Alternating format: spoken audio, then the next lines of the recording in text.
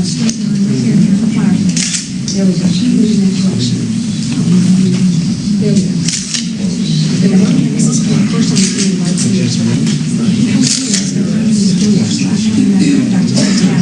okay? All set?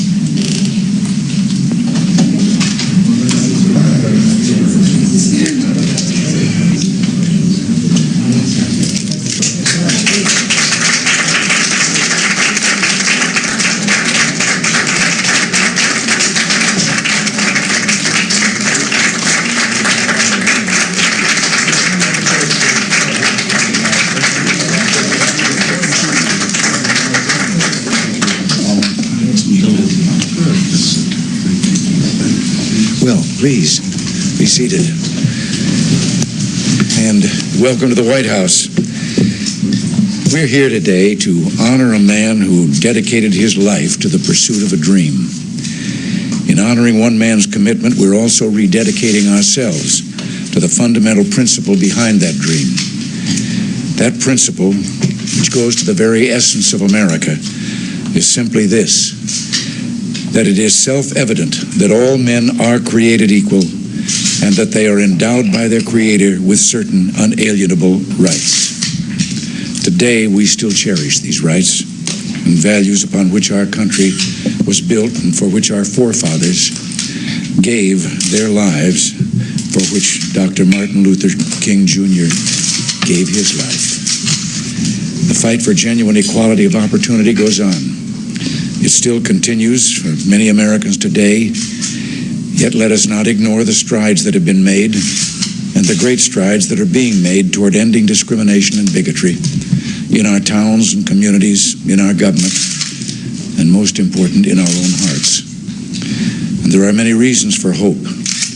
Advancements in employment and education should not escape our attention. Black employment has risen 26% during our expansion.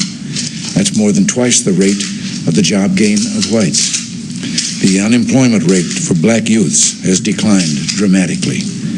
Great strides are being made in education as well. The publication we released last spring, Schools That Work, describes many schools that are doing a good job educating disadvantaged children.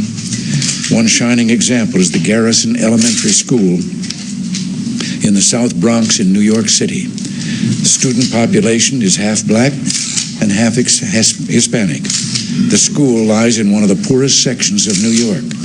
Yet for the past 5 years, Garrison has ranked in the top 12% of New York City schools in reading achievement.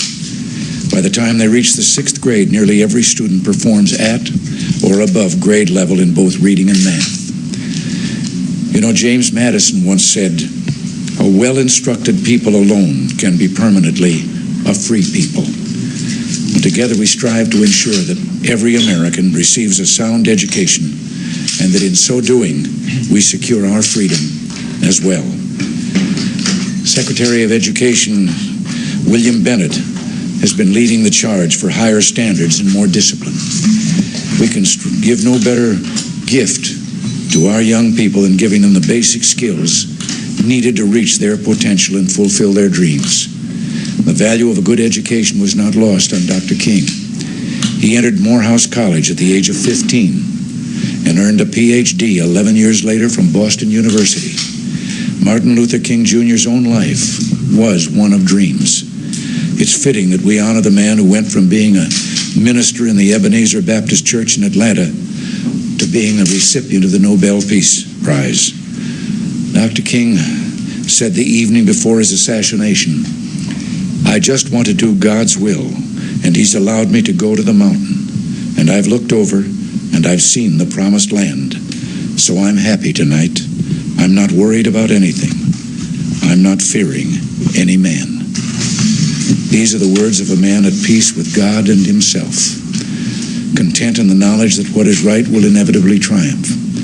He gave his life, as so many of our forefathers did, for his principles. And it is thanks to his strength of character and his God-given talents that the dream he spoke about so eloquently will live on forever. And now we'll sign the proclamation honoring the 59th anniversary of Dr. Martin Luther King Jr.'s birth.